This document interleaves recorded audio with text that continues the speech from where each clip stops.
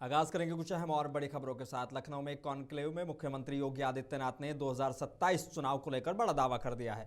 उन्होंने कहा कि डबल इंजन की सरकार 2022 से ज्यादा सीटें जीतकर धूम धड़ाके के साथ फिर वापसी करेगी। वहीं समाजवादी पार्टी के अध्यक्ष के इटावा में केदारेश्वर मंदिर निर्माण पर उन्होंने कहा कि नियत साफ होती तो जरूर जाते, फिर भी उन्हें मुबारकबाद है। साथ ही कृष्ण जन्मभूमि के मुद्दे पर भी आगे बढ़ने की सलाह दी। देखिए, शुद्ध नियत से बनाते हैं तो अवश्य जाता है, लेकिन नियत साफ नहीं है। लेकिन मैं उनको बधाई दूंगा, देर आए दुरुस्त आए। आखिर उन्होंने मंदिर बनाया ना, लेकिन मैं उनको इस बात के लिए ऑफर दूंगा, श्री कृष्ण जन्मभूमि के लिए भी कुछ आगे की तैयारी के लिए आगे बढ़े। बड़ी बात कह दी आपने योगी जी। और वह करेंगे तो लोग वो करेंगे, उनको आह्वान करना चाहिए, कोई संदेह नहीं।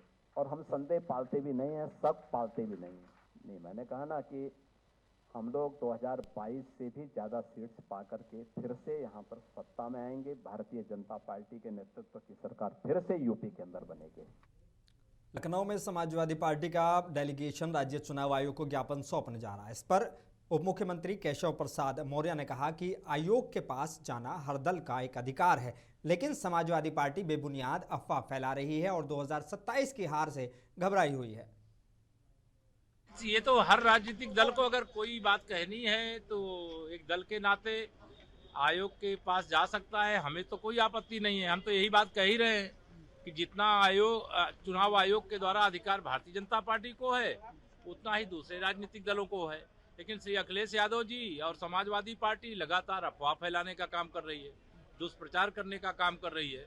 2027 हार रही है, इसलिए इस प्रकार का मैसेज देने की कोशिश कर रही है कि जैसे कि कोई वोट काट दिया गया, कटवा दिया गया। हमारा पार्टी का कार्यकर्ता दिन रात मेहनत करता है, बूथ पर दौड़ रहा है। और समाजवादी पार्टी के गुंडे, अपराधी, माफिया, उनके पास वर्कर है नहीं और उनके लोग काम नहीं कर रहे हैं, तो उनका काम भाजपा थोड़ा ना करेगी। वहीं लखनऊ में समाजवादी पार्टी के नेता शिवपाल यादव ने कहा कि फॉर्म 7 को भारतीय जनता पार्टी के लोग ही बांट रहे हैं और सरकार करा रही है। उन्होंने कहा कि मुझे तो ये भी पता है कि ये लखनऊ और नोएडा में कहां छप रहे हैं। देखिए, फॉर्म 7 को ये भारतीय जनता पार्टी के लोग ही ये फार्म बांट रहे हैं और सरकार करा रही है। और मुझे तो ये भी मालूम है लखनऊ में कहाँ छप रहे, नोएडा में कहाँ छप रहे, और छप के सरकार बंटवा रही है। तो ये सब सरकार ही करा रही है। और देखिए, जहाँ जहाँ BLO ठीक काम कर रहे हैं वहाँ पर BLO को हटाया भी जा रहा है और भारतीय जनता पार्टी के लोग धमका भी रहे हैं, कहीं कहीं पिटाई भी करी है और थाने में जाओ तो FIR नहीं लिखी जा रही है। तो ये सरकार करा रही है। और लखनऊ में समाजवादी पार्टी के राष्ट्रीय अध्यक्ष अखिलेश यादव ने सरकार पर तीखा हमला बोला है। उन्होंने कहा कि ये एक ऐसी सरकार है जो विपक्ष को न देख सकती है, न सुन सकती है, बस अपनी ही धुन में मस्त रहती है। उनके मुताबिक इतनी बेईमान सरकार पहले नहीं देखी गई। उन्होंने कहा कि कांग्रेस का विरोध करना स्वाभाविक है, विपक्ष ही जनता की नाराजगी को सरकार तक पहुंचाता है। ये सरकार सच छिपा रही है और उसका बजट हकीकत से कमजोर है। दुखद इसलिए है कि जब लोकतंत्र में ये अधिकार है कि हम किसी पार्टी का, जिसकी सरकार, उसका विरोध कर सकते हैं। ये वो सरकार है जो विरोध स्वीकार कर ही नहीं सकती है, विरोध को न देख सकती है, विरोध को न सुन सकती है और अपना राग गाते रहते हैं, अपनी राग अलापते रहते हैं। इतना झूठी सरकार आपने नहीं देखी होगी। मैंने लोकसभा में कहा कि अगर विकसित भारत और राम जी योजना आप लेके आए हैं तो जिनको हमने और सबने राम जी के रूप में देखा, राम के रूप में देखा है। लखनऊ में कांग्रेस दफ्तर के बाहर उस वक्त तनाव बढ़ गया जब विधानसभा घेराव के ऐलान पर कार्यकर्ता सड़कों पर उतर आए। प्रदेश अध्यक्ष अजय राय और विधायक आराधना मिश्रा मोना समेत कई नेता बैरिकेडिंग पर चढ़ गए, जिसके बाद पुलिस से जमकर धक्का मुक्की हुई। करीब 1 घंटे तक हालात गर्म रहे। RAF और PAC के जवानों ने सैकड़ों कार्यकर्ताओं को हिरासत में लेकर इको गार्डन भेज दिया। कई नेताओं को रास्ते में ही हाउस अरेस्ट भी किया गया है। कांग्रेस पार्टी का पूर्व घोषित कार्यक्रम था कि हम विधानसभा तक जाएंगे। उत्तर प्रदेश में बढ़ती बेरोजगारी, महंगाई, भ्रष्टाचार, किसानों की घटती आय, गड्ढे में तब्दील होती सड़कें, सरकारी खाली पड़े पद, तमाम मुद्दों को लेकर, लेकिन जनपद स्तर पर हमारे तमाम लाखों कार्यकर्ताओं को रोका गया। और जिस तरह से आज यहाँ जो कार्यकर्ता पहुंचे हैं उन्हें शांतिपूर्वक विधानसभा तक जाने के लिए रोका जा रहा है। हम मानते हैं ये पुलिस ठीक वैसे अत्याचार कर रही है जैसे अंग्रेजों ने आजादी की लड़ाई में की थी। आप देख सकते हैं कि इतने हजारों की संख्या में कार्यकर्ता यहाँ पर उपस्थित है, लेकिन उनके ऊपर जिस प्रकार से लाठीचार्ज किया जा रहा है, जिस प्रकार से उन्हें रोका जा रहा है, ये एक लोकतंत्र की हत्या है। लोकतांत्रिक तरीके से जो कोशिश हमारी थी कि सरकार की नजर में जो मनरेगा में जो मजदूरों के अधिकार का हनन किया जा रहा है, जो हमारे किसान भाइयों को उनके उपज का भाव नहीं मिल रहा है। कुशीनगर में कांग्रेस के पूर्व प्रदेश अध्यक्ष अजय कुमार लल्लू को पुलिस ने हाउस अरेस्ट कर लिया। सुबह भारी पुलिस बल उनके आवास पर पहुंचा और उनके बाहर निकलने से रोक दिया गया। इस कार्रवाई के बाद समर्थकों में नाराजगी साफ दिखी और सियासी हलचल तेज हो गई। प्रशासन अलर्ट मोड में है और पूरे इलाके में कड़ी निगरानी रखी जा रही है। मुंसिफ टीवी के नुमाइंदे टीपू सुल्तान ने पूर्व प्रदेश अध्यक्ष अजय कुमार लल्लू से खास बातचीत की। कांग्रेस पार्टी के पूर्व प्रदेश अध्यक्ष अजय कुमार लल्लू के घर हम पहुंच चुके हैं, इस समय मौजूद है। आप कैमरे भी देख सकते हैं कि उनको हाउस अरेस्ट किस तरह किया गया है और मौके पे इस समय पुलिस प्रशासन भी मौजूद है। अभी उनसे भी हम बात करने के लिए प्रयास करेंगे कि आखिर आपको क्यों हाउस अरेस्ट किया गया है। आइए उनसे भी हम बात करने का प्रयास कर रहे हैं। आपको हाउस अरेस्ट करके रखा गया है, कितना समय हो गया है और क्यों रखी है? देखिए 24 घंटे अभी दोपहर तक हो जाएंगे। ये डरी हुई सरकार है, लोकतंत्र के मूल्यों, संविधान को नहीं मानने वाली सरकार है, विरोध नहीं झेल पा रही है, विपक्ष को दबाना चाहती है। आज विधानसभा घेराव था, मनरेगा के सवालों को लेकर, हरदीप पुरी के इस्तीफे को लेकर, प्रधानमंत्री का नाम आया स्टिन फाइल में, और ट्रेड डील जो किसानों के साथ धोखा हुआ इस भारत में, उसको लेकर आज विधानसभा घेराव था। इस सरकार ने, कल मैं दुबौली बाजार में सभा कर रहा था, सभा से उतरने के बाद वहीं से मुझे अपने हिरासत में लिया और लाकर मुझे घर में लाकर नज़रबंद करने का काम किया। ये अलोकतांत्रिक सरकार है।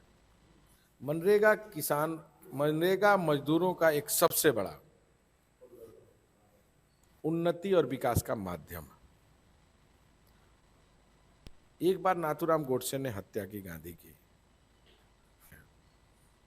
जीएसटी आप लेते हैं, राज्य सरकार जहां कांग्रेस की है वहां उसका पैसा नहीं देते। मनरेगा जो योजना थी, पहले मजदूरों को थंब नहीं लगाना पड़ता था, अब थंब लगाना पड़ेगा। 5 लाख मजदूर छट चुके हैं इसलिए कि उनका थंब नहीं मिल रहा है, क्योंकि मजदूर हाथ से काम करता है, हाथ से काम करने वाले मजदूरों का थंब नहीं मिल पाएगा। मनरेगा में जो व्यवस्था थी, ग्राम सभा, क्षेत्र पंचायत और जिला पंचायत से प्रस्ताव जाता था, उसके अकॉर्डिंग पैसा आता था गांव में, और जितना पैसा मांगते थे उतना मिलता था।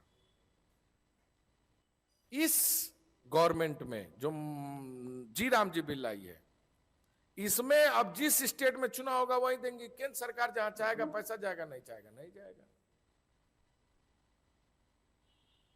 तो इस तरह के हालात है मनरेगा में, और निश्चित तौर से योजना तो कभी बंद हो जाएगी, कानून तो कभी बंद होता नहीं।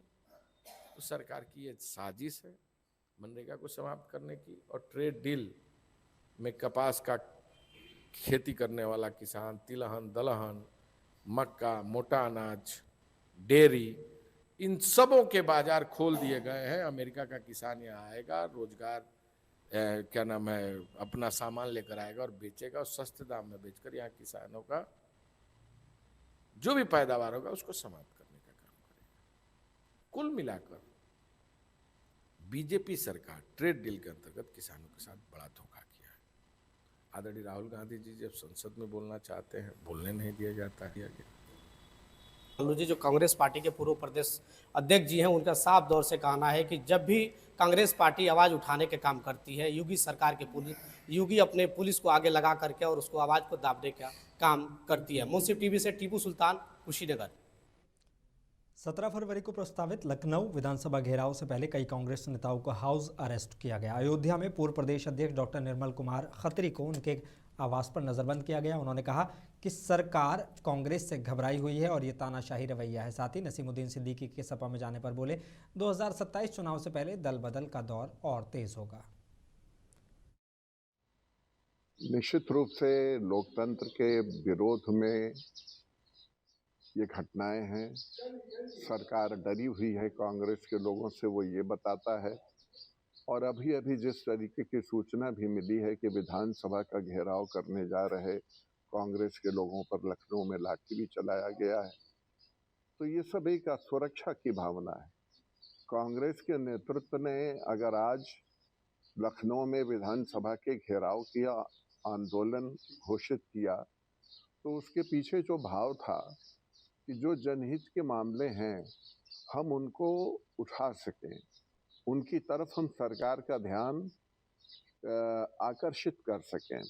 मनरेगा का मामला है। उत्तराखंड में पंडित दीनदयाल उपाध्याय प्रशिक्षण महाअभियान के तहत पार्टी कार्यकर्ताओं के लिए राज्य स्तरीय पूर्ण दिवसीय प्रशिक्षण कार्यशाला भी आयोजित की गई, जिसमें खुद सीएम धामी और बीजेपी प्रदेश महामंत्री कुंदन परिहार ने कार्यकर्ताओं को संबोधित किया। मुख्यमंत्री ने बताया कि प्रदेश स्तर पर आयोजित कार्यशाला के बाद अब जिलों और मंडलों में भी इसी प्रकार के प्रशिक्षण कार्यक्रम चलाए जाएंगे। इन कार्यक्रमों में वरिष्ठ नेताओं, अनुभवी पदाधिकारियों और विभिन्न विषयों के विशेषज्ञों की सक्रिय भागीदारी सुनिश्चित की जाएगी। उन्होंने कहा कि लंबे अनुभव वाले नेता कार्यकर्ताओं को संगठन की कार्यशैली, विचारधारा और जनसेवा के मूल मंत्र से अवगत कराएंगे।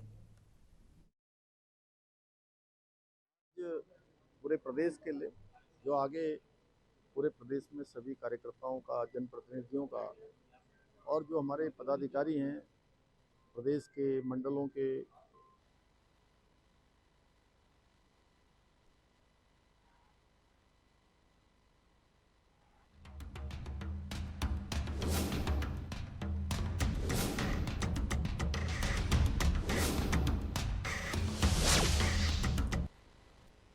ब्रेक के बाद एक बार फिर इस्तकबाल है। उत्तराखंड सरकार ने आगामी चारधाम यात्रा 2026 को लेकर तैयारियां तेज कर दी हैं। मुख्यमंत्री पुष्कर सिंह धामी ने कहा कि ये यात्रा राज्य की आस्था के साथ साथ अर्थव्यवस्था की भी लाइफलाइन है। चारधाम यात्रा हमारे लिए हमेशा बहुत महत्वपूर्ण यात्रा होती है और लाइफलाइन है, और उसके निमित्त सारी तैयारियां हम जैसे ही 2025 की चारधाम यात्रा संपन्न हुई थी, उसके बाद हमने यात्राओं की अगली यात्रा की तैयारी प्रारंभ कर दी थी। अब सभी कपाट खुलने की तिथियां भी आ गई हैं और लगातार बैठकें चल रही हैं। हमारा हर तरह से प्रयास है कि पिछले सालों के अनुभव लेकर रुड़की की COER यूनिवर्सिटी में दूसरा दीक्षांत समारोह गरिमा और जोश के साथ आयोजित हुआ। मुख्य अतिथि राज्यपाल लेफ्टिनेंट गुरमीत सिंह ने छात्रों को डिग्री प्रदान कर कहा कि शिक्षा सिर्फ डिग्री नहीं बल्कि राष्ट्र निर्माण का आधार है। उन्होंने विकसित भारत और आत्मनिर्भरता पर जोर दिया। मेधावी विद्यार्थियों को सम्मानित किया गया, जबकि 44 लाख तक के पैकेज ने विश्वविद्यालय की गुणवत्ता को साबित किया है। आज बहुत सौभाग्यशाली दिन है कि आज हमने COER यूनिवर्सिटी जो रुड़की में है सेकेंड कॉन्वोकेशन को सेलिब्रेट किया। आज 564 विद्यार्थी पास आउट हुए हैं, जिसके अंदर में 21 योद्धाओं ने गोल्ड मेडल हासिल किया। एक बार फिर एजुकेशन के क्षेत्र के अंदर में हमारी बेटियों ने बाजी अत्यंत। और मुरादाबाद में आज ऑल इंडिया मजलिस इत्तेहादुल मुस्लिमीन की जिला इकाई ने मुख्यमंत्री के नाम जिलाधिकारी को ज्ञापन सौंपा। पार्टी ने रमज़ान, होली और ईद को देखते हुए शहर की व्यवस्थाएं दुरुस्त करने की मांग की। सड़कों को गड्ढा मुक्त करने, मस्जिदों और मंदिरों के आसपास सफाई, सहरी और इफ्तार के वक्त निर्बाध बिजली और शुद्ध पेयजल की आपूर्ति सुनिश्चित करने की अपील की गई। साथ ही असामाजिक तत्वों पर कड़ी निगरानी की मांग उठाई गई है। देखिए, हमारी पार्टी ऑल इंडिया मजलिस इत्तेहादुल मुस्लिमीन की जानिब से हमने आज एक ज्ञापन दिया है, जिसमें हमारे महानगर और ज़िले की दोनों टीमें मौजूद थी। इस ज्ञापन में हमने जो है मुख्यमंत्री जी से मांग की है कि आने वाले दिनों में रमज़ान का महीना स्टार्ट हो रहा है और होली का पर्व भी है, उसके बाद ईद उल फितर का पर्व है, तो इसमें जो है लाइट की व्यवस्था का खास ख्याल हो। शाम को और शहरी में लाइट सुचारू रूप से आती रहे, सड़कें गड्ढा मुक्त हों। और सिद्धार्थनगर में यूपी बोर्ड परीक्षा को लेकर जिला प्रशासन ने पूरी तैयारियां कर ली हैं। जिले में 119 परीक्षा केंद्र बनाए गए हैं, जिन्हें CCTV कैमरों से लैस किया गया है। 65,569 परीक्षार्थी हाई स्कूल और इंटर की परीक्षा देंगे। प्रश्न पत्र स्ट्रांग रूम में सुरक्षित रखे गए हैं। DIOS अरुण कुमार के मुताबिक नकल विहीन परीक्षा के लिए स्टैटिक और सेक्टर मजिस्ट्रेट तैनात किए गए। बोर्ड परीक्षा 2026 के लिए प्रशासन स्तर पर जनपद स्तरीय टीम बना ली गई है। 6 सचल दस्ते बनाए गए हैं और जनपद स्तर पर जिलाधिकारी महोदय की अध्यक्षता में जो इसकी बैठक कराई जानी है, लोहिया कला भवन केंद्र बैठक परसों होगा और उस बैठक में zonal magistrate, static magistrate, sector magistrate के। फिरोजाबाद के इस्लामिक सेंटर मदीना कॉलोनी के सचिव मौलाना आलम मुस्तफ़ा याकूबी ने प्रेस कॉन्फ्रेंस कर रमज़ान और होली को लेकर 8 सूत्रीय एडवाइजरी जारी की है। उन्होंने बताया कि 19 या 20 फरवरी से रमज़ान शुरू हो सकता है और सेंटर में टेलीस्कोप से चांद देखा जाएगा। उन्होंने नौजवानों से अपील की है कि त्योहारों में एक दूसरे की भावनाओं का ख्याल रखें, सड़कों पर नमाज अदा ना करें और ज़रूरतमंदों को ज़कात सदकात दें। मसलों के लिए हेल्पलाइन नंबर भी जारी किए गए हैं। ये रमज़ान मुबारक में हम सभी शहरवासियों से ये अपील करते हैं कि ये 8 सूत्रीय एडवाइजरी हमारी, इस पर अमल करें तो हमारे शहर में आपसी भाईचारा और अमन भी कायम रहेगा और एक पीसफुल तरीके से ये इस महीने में इबादत की जा सकती है। इसमें हमने ये कहा है कि सबसे पहले कि रमज़ान का महीना, इसमें सभी बालिग मर्द और औरतों पर रोज़े फ़र्ज़ हैं। सब लोग रोज़ा दिन में रखें और रात में तरावी का एहतिमाम करें। मुजफ्फरनगर के मशहूर orthopaedic surgeon doctor Danish Khan ने अबू धाबी में आयोजित इंटरनेशनल ओपन मास्टर्स गेम्स की स्कीट शूटिंग प्रतियोगिता में गोल्ड मेडल जीतकर देश और जनपद का नाम रोशन किया है। 10 से 15 फरवरी के बीच हुई इस प्रतियोगिता में उन्होंने 125 में से 113 अंक हासिल कर स्कीट मास्टर्स चैंपियनशिप का खिताब अपने नाम किया है। डॉक्टर खान ने अपनी इस कामयाबी को देश को समर्पित करते हुए कहा कि यह सफलता मुल्क की मिट्टी और यहाँ की आबोहवा का नतीजा है। अबू धाबी में एक ओपन मास्टर्स गेम्स थे, वहाँ पे मैंने स्कीट मास्टर्स कंपटीशन में पार्टिसिपेट किया था, वहाँ गोल्ड मेडल मुझे मिला। टोटल गेम्स में 92 कंट्रीज़ ने पार्टिसिपेट किया था और मोर देन 25,000 कॉम्पिटिटर्स जो थे इसमें पार्टिसिपेट करा था। मैंने 1990 से शूटिंग शुरू करी थी और पिछले 36 साल के अंदर ये मेरा। बिजनौर के जलालाबाद मोहल्ला शेख सराय में 16 फरवरी 2026 को अज़मत वालिदैन के उन्वान से एक रूहानी तकरीरी प्रोग्राम का आयोजन किया गया। ये कार्यक्रम अनीस साबरी और अमान साबरी ने अपने वालिदैन की बरसी पर इसाले सवाब की नियत से रखा। मशहूर ख़तीब सैयद अमीनुल कादरी, हज़रत अदील मियाँ लतीफ़ी साबरी और मौलाना मोहम्मद उमर लतीफ़ी साबरी ने खिताब किया। इस दौरान साहिब सज्जाद शफ़ाअत मियाँ लतीफ़ी साबरी, मौलाना मोहम्मद उमर लतीफ़ी साबरी, अदील मियाँ लतीफ़ी साबरी, सकलैन मियाँ लतीफ़ी साबरी मौजूद रहे। प्रोग्राम में नातिया कलाम भी पेश किए गए और बड़ी तादाद में उलेमा और अवाम ने शिरकत की। दोस्तों, ये मेरी खुशनसीबी है कि हमारे वालिदैन ने हमें ऐसी तालीमात से नवाजा है कि हम कोशिश कर रहे हैं कि उनके नक्श कदम पे चलें और मैं बहुत बहुत शुक्रगुज़ार हूँ कि आज सैयद अमीनुल कादरी साहिब ने मेरा अरीज़ा कबूल करके मुझ पे एक एहसान और एक करम फरमाई की कि हज़रत घर तशरीफ़ ले आए और इलाके को फैज़याब किया, हमारे घर को फैज़याब किया। पूरा इलाका, पूरे लोग यहाँ अल्हम्दुलिल्लाह जलालाबाद के मौजूद थे।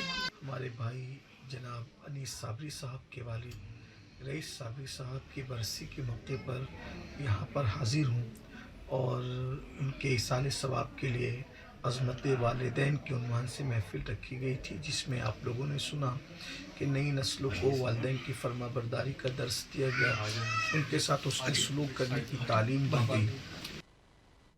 उत्तर भारत की खबरों में बस इतना ही। मुझे दीजिए इजाज़त, बने रहिए मुंसिफ टीवी के साथ।